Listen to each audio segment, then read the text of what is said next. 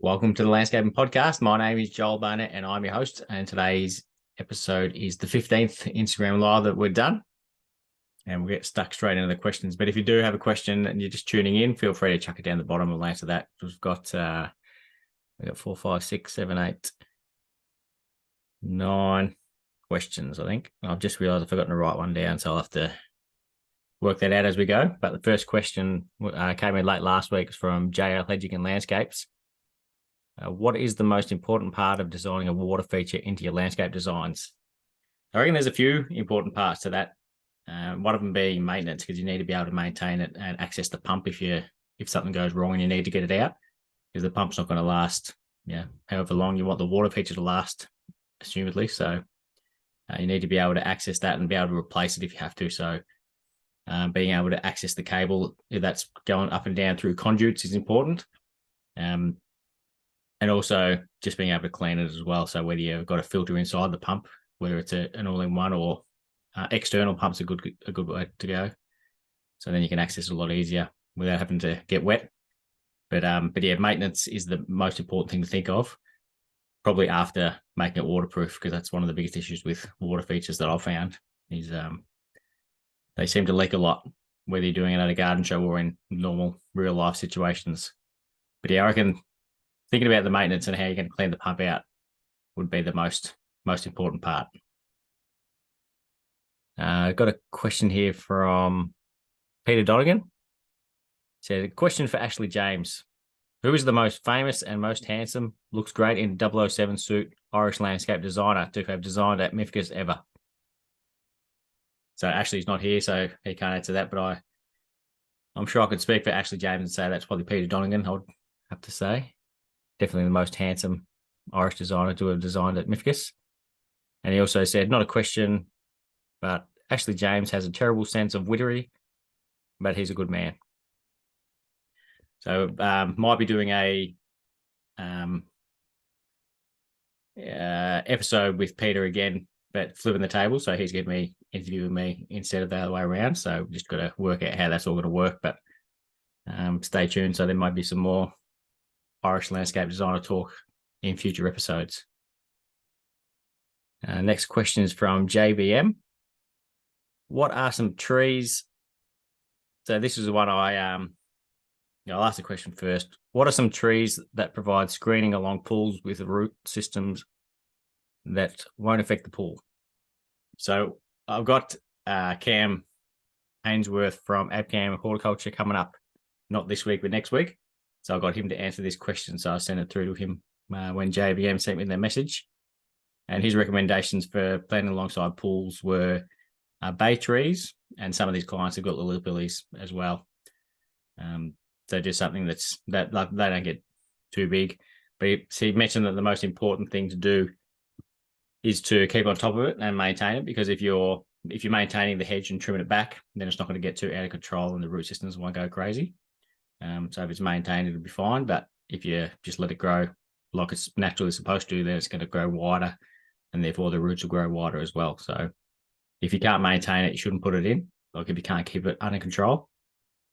That was Cam's suggestion, and that's something that I tell clients as well. Like Ficus hilly, I get a lot of grief about their root systems, but as long as you're keeping them trimmed, they're generally not a problem. But we've seen ones with damaging, like not so much damaging, but crazy looking root systems going miles away from where the tree's planted. But that's because they were just let to grow without being cut back at all. So they went a bit crazy in the foliage and also in the root system. Steve Nyland's got a question. With everything predicted to slow down, just how slowed down do you think it will go? Back to how it was pre-COVID boom or worse? Obviously, wouldn't have a clue. It's also going to be different for everyone. So pre-COVID boom, we were booked out for 8 months in advance anyway. So it wasn't quiet before then for us. So there's plenty of people who were still busy before then as well. And even now, even like it might have started to slow down now, but even people who are like, let's say, for example, everyone was busy. Like let's reverse back to 6 months ago when everyone was supposedly flat out crazy. there still would have been people then who didn't have a lot of work on for whatever reason. So it's almost like you shouldn't read too much into what other people are doing. Just worry about what you're doing. So just because everyone else says that they're busy, it doesn't mean that everyone's busy. And there's nothing wrong with not being busy during those times, as long as you know why it is like that, and you can remedy the situation and work and get some calls coming in. But it's like people were saying when COVID happened, so that was back in say March of that year. People and then it started getting really busy. Everyone, like a lot of people were saying, yeah, around September, October, it's going to get quiet again. So that was 2.5 years ago. It hasn't happened yet. So yeah, you can find someone who's going to say anything, whether they're right or not. Only a broken clock is right twice a day as well. So there's a lot of people who like to share their opinions about what things are going to be like, but no one knows. It's all just guessing. So there's no point me saying how quiet it's going to be, and it's because it's going to be different for everyone. Like you might do advertising with differently to what you're doing beforehand, which will change things. So there's a million different machinations that could change how busy you are during that time. But I know one thing: if you do keep doing good work, you'll always be busy because word of mouth travels better than any other form of advertising. And Cam just made a quick note on what I was answering on the previous question, saying a creeper like Ficus pumila on the fence is another good option instead of a hedge. And we just went past a project we did in Bowen Heads that Ben Scott designed. I think it was I don't know if it was a year and a half ago that we did it, but there is, and again, I don't know if it's Boston ivy or Virginia creeper on a fence, and it just looks phenomenal. It's just such a soft looking creeper that's going on there. So that's another one as well. But people do get freaked out about them because it's got ivy in the name. So again, you just want to keep things under control. And also there, the Ficus pumila, that's also one you want to keep trimmed back because it looks a lot different when the foliage starts to come off the wall and the foliage isn't as juvenile. It looks completely different. The foliage is probably, I don't know, 4 or 5 times the size of what it is when it's a juvenile leaf. And it doesn't look anywhere near as good or flat. It starts to get branches. So it's pretty hideous when you see the Ficus pumila. So you want to keep that trimmed back as flat as you can to the fence. Next question is from Briscapes. What do you believe the biggest asset in your landscaping business is? That's a good question because I was struggling to think of what that could be. But the first reaction and answer isn't the politically correct one, but I would say it is me. A lot of people will say, your employees are your biggest asset, and perhaps that's when you've got a big company and you've built your business to be able to sell so that it's kind of can run itself without you in it. But my business is not like that. So if I had no employees and it was just me, the business would still run, wouldn't be as fast or efficient or enjoyable or anything like that, but it could still run. But if I was out of the business, then the business would not be able to continue to run. So it's going to be different for every business, but that's what mine would be. That's probably the answer, I guess. Yeah, again, I don't know if it's a selfish way to answer it, but I'd say that's what the biggest asset would be. Like we've got, I may have completely misread the question. You could be just talking about, for example, my truck. That's the biggest asset. That 5.5, 6 meters long. But and the most expensive, I think it was like 65 grand. So luckily I bought that before things went crazy. You can barely buy a ute for that these days. I think that's what mine will be. Matt York's got a question incoming, but before that, I'll answer one from Steve Nolan. He said, what's the ratio of yes and no's for guests coming on the podcast? That's another good question. I reckon it's funny because a lot of the no's just don't get back to me. So it's, I reckon it would probably be 80% come on. I haven't, he's only just asked it during the live, so I haven't thought about that, but I reckon it'd be at least 80% say yes to coming on. I've had some people say yes to coming on and then just ghost me. So I assume they meant to say no. But yeah, it's been pretty good. And I got so coming out tomorrow, which is the 24th of April, is Brooke Goodwin from Brooks Blooms. So that was a good episode. In this Instagram live last week, I said that she was coming on, and I said I think she'd maybe have 15 or 16 staff. Turns out she got 96, so I was pretty close. But yeah, that's just mind blowing. Having that many people on is just insane. And then yeah, I mentioned just before, I've got Cam from Abcam Horticulture the following week, and then I'm in talks with a couple of other people as well. Just got to work out times. So I don't like mentioning the names anymore because then they don't come on and I look like an idiot. But yeah, there's a couple of interesting ones. So I've got one landscape designer, and then possibly another stonemason as well. So that the episode just done with Cam Frieden from Peninsula Stonemasons is the most downloaded episode that we've had after 7 days. It's just gone berserk. So previously the one from with Hoppo from Hopkins Constructions was the record holder. So that was 383 downloads after 7 days. And then this one with Cam is just, I think it was 465, somewhere around that. So yeah, there's like a stat saying if your podcast has got 450 downloads in the first 7 days, because in the first 7 days is like one of the metrics a lot of things use, because that's when it gets the majority, a certain percentage of the downloads. If it's got with 453 or more, it's in the top 10% of podcasts, like all podcasts worldwide. So that's pretty crazy. And previously it was in like the top 25. Like if it has over 300, it's in the top 25%.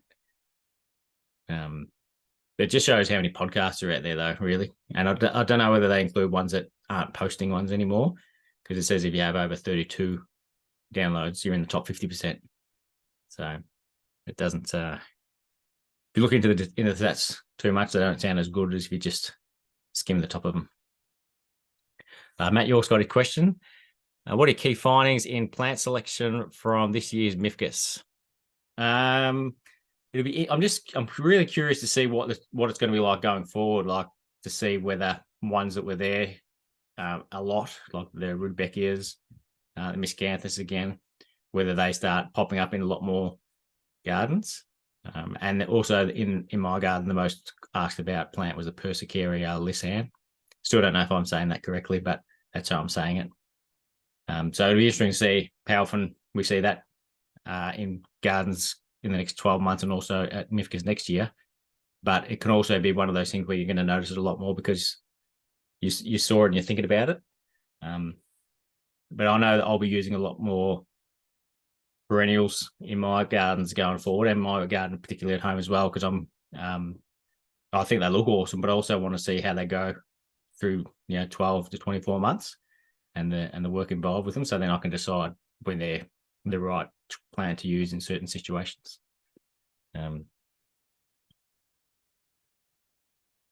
So that's that was my key findings. But yeah, just I reckon the perennials are any trends. I'm never that close to the front of it. I'm always 5 years after it's happened, I think, I might jump on that. I think that's the same with the perennials. I've started using them a lot now, and people have been using them for 5 to 10 years in the like the mainstream kind of landscape designs. Obviously, everyone's used them forever, but that's something I'm starting to use a lot more. Ashley James has got a question about whether Hoppo's episode was number one because of Hoppo or because all the big names that he was dropping. I think he only mentioned Ashley James in that, so I'm not sure if there's any big names that he was dropping in there. Next question is from Evergreen GNL. Oh, this was a good one as well. It's got a few questions in here. What are your top 3 podcasts that you listen to, and do you think the landscape podcast market could do with more podcasts? So I'll answer that one first. So my top 3 podcasts I listed was the Kid Contractor podcast is my number one. favorite one to listen to. So that's from Caleb Allman from Allman Landscape. He's over in Ohio, so in America. But he's just he's extremely knowledgeable landscaper, but he's also really entertaining. So that's the best type of podcast, is ones that that you learn something from, but you're also enjoying listening to. So because you're not going to learn the entire podcast on every episode. So it's good to have a balance of both, and he does that really well. Obviously, he does 3 episodes a week, so yeah, it'd be nice to say it's all killer, no filler, but you're not going to do that if you're doing 3 episodes a week, and they're even doing 1 episode a week or 1 episode a fortnight. You're not going to have all killers. So, but yeah, definitely. Like, I've got a lot of podcasts that show up. Like if I don't listen for a week, there's heaps in there to choose from, and I'll always go to the Kid Contractor one first. Number 2 would be Gary V Audio Experience with Gary Vaynerchuk. I used to listen to that religiously and then stopped for, I don't know, maybe 3 or 4 years, and then got back onto it again probably the last 6 months. Just a good one catch up on. Unfortunately, when he started talking about all the what are they, the NFTs, or I think they're the NFTs that he started selling, that he created for himself and everyone bought and then made heaps on early on. I wasn't listening to him before then, not at that time, so didn't get on that train, but still plenty of knowledge I learned on there. And that's also where, so the garden show was called Mindset, and that's where I learned that positive mindset was through him many years ago. And then I've got an equal third, which is the Front Garden and the Full Landscape podcast. So Clint was going to be a bit more consistent with his episodes on the Full Landscape, but he's dropped off already. So that's the only bad thing about doing podcasts or listening to podcasts when they're not consistent enough, because you just want to hear more of it. But the Front Garden's been going longer than my podcast has, and they're every fortnight, and they've got some good guests on there. And it's also good, even when they've got the same guests, like when we both have the same guests on, no matter how far apart they are, they're still good to listen to them both, because there's different people interviewing, so you're hearing different things. Like the Front Garden had Lily Sabo on after I did, and there was, I'd say 70% of the episode was completely different to the one I did with her. Like, to talk about different things. So if you see someone's name who you've heard before, it's still worth giving it a listen, because you've got different people asking different questions. So that was a good one. And also when Charlie Allbone had Paul Bangay on his podcast, that was a better one than what I had on mine, with Paul Bangay on there. So yeah, it's worth giving them both. And then I did chuck a 4th one in, which is the Small Business Big Marketing podcast, which is, it's a bit of the fella who does the show is a bit corny at times, but yeah, there's a lot of value you can learn in that. And again, it's one of those ones you can listen to it 90% of the podcast and get nothing out of it, but then there'll be 10% of value in there. So it's worth sitting through the rest of it for that. And again, that's not just landscaping or anything related. It's just all small businesses, and some of them aren't that small, but there's always something you can learn out of it. And then there was, and he also said, do you think the landscape podcast market could do with more podcasters? So there was one that started, I think she works for Harrison's Landscaping in Sydney. So her name was Landscaper Stacey on the Instagram. And she did a couple with, she was going to be talking to female tradies in the construction industry. So I think she had a plumber and a sparky, perhaps. Could have been plumber and a chippy, but so she had done 2 episodes, and then but there hasn't done any since then. So I was looking forward to those, but hopefully she gets back on the horse with them. And then there is a gardening one coming out. I've forgotten their names. It's Wild Co is the Instagram, and I can see his name. We worked with him when we did Ross Ubergang's garden at the garden show. I'm just going to see if I can find it. Just trying to use the computer when I can't reach around.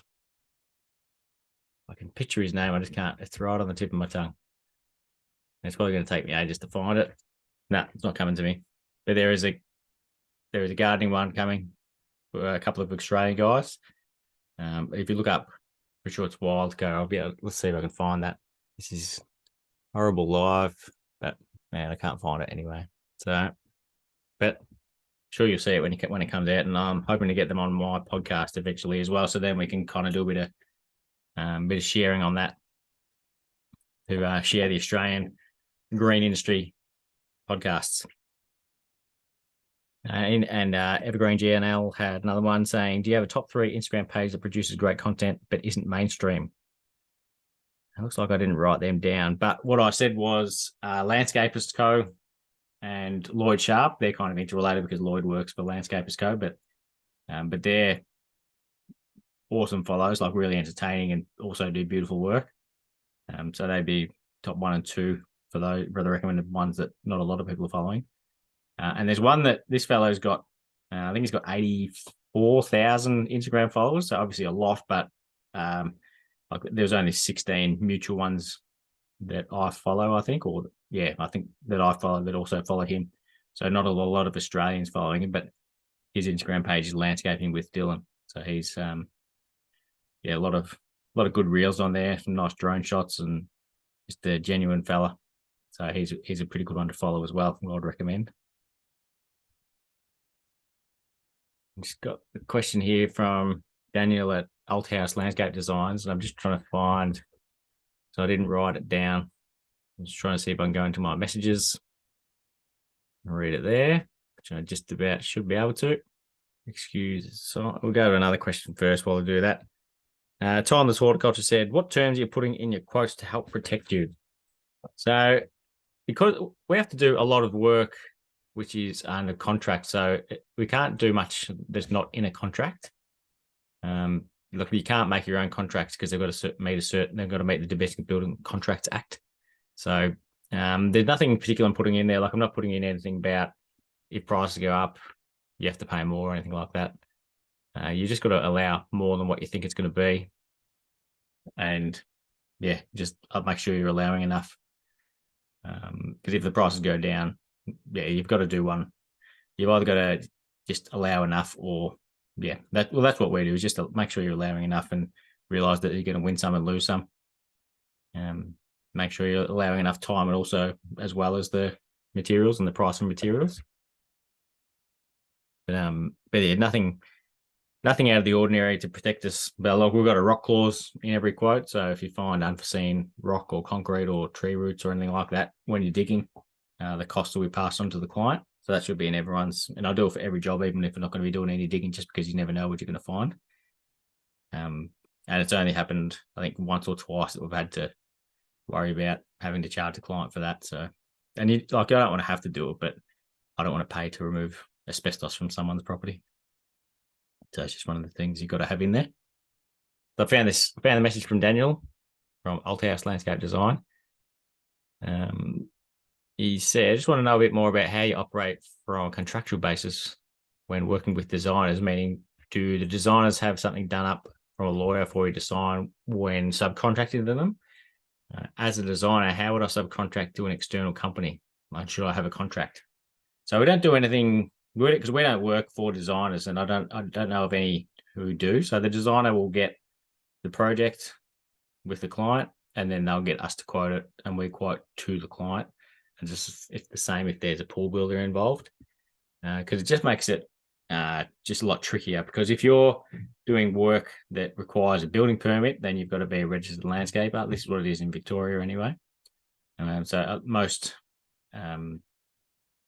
landscape designers aren't registered landscapers, like don't have their registered building license for landscaping, so they can't project manage a project like that.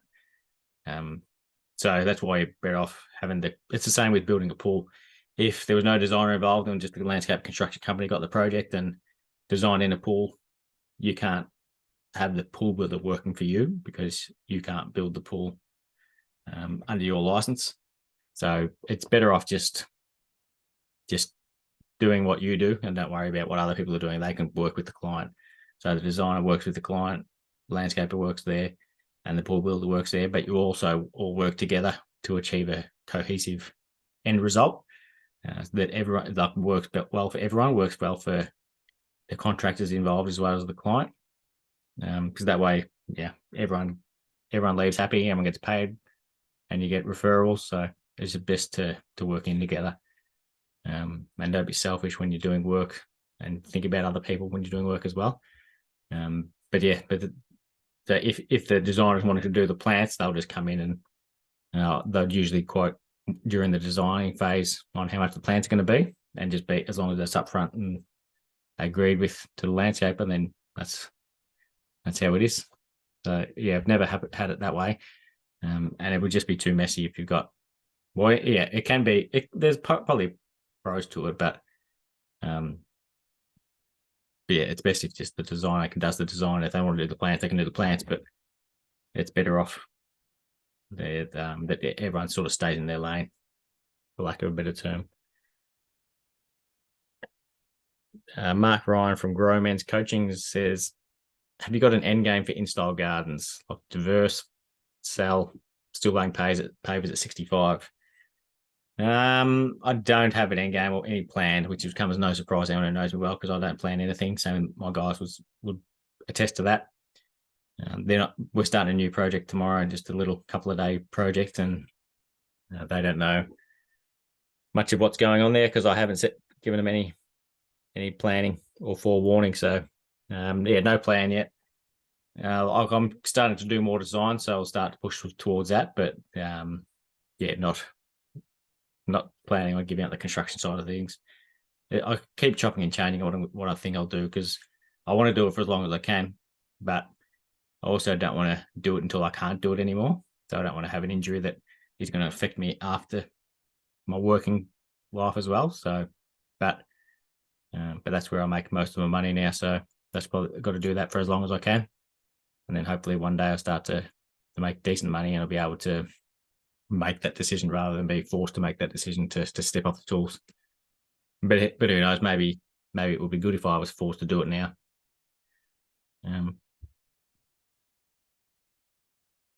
Let's see. So we've got one more question from Curve Landscapes.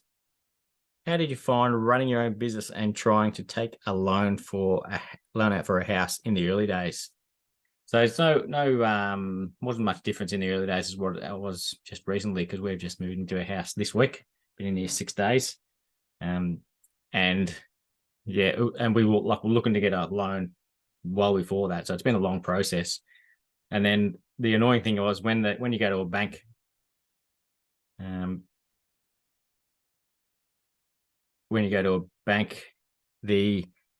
look at your income, and then look for example, let's use round numbers. If you paid yourself $100,000, your business made a loss of $20,000, then your income would classify as $80,000. So what I did in that regard was I made sure the next year when I was making money. So let's say the next year you earn $100,000. What I did was paid my invoices, like all my accounts that were due in the month of June. I paid them a day late, so they rolled over into the next financial year. So the year I wanted to have done, made a good profit, because there was like 40 or 50 grand worth of money into the next financial year. So let's say it was 45 grand's worth, and I paid myself 100 grand. That year it says I made 145. Whereas the next year, if I earn 100 grand again, I would have made a $45,000 loss. So that year I would have made 55,000. So I don't know if that makes sense, but yeah, you just got to play the bank's games. So yeah, and also don't do any cash jobs, because you want as much money going into your account as you can over a 2-year period. So you want to do it for, like, if you start to think I might look at buying a house in a couple of years, just don't be doing any cash jobs. Just put it all through the books, because you want to look as legit as possible and make as much profit as possible, even though that your accountant's job is to make it look like you make as little as possible. So that's the way to go. Kylie said the sound might be a bit crappy, so I apologise if that's the case on the landscaping podcast page. But just about finished up now anyway. But thank you to everyone who submitted a question. And the episode coming out this week is with Brooke Goodwin from Brooks Blooms, which is a cracker. And I'll put a question box up during the week and we'll get some more questions to answer next Sunday at 8:30. So thank you very much.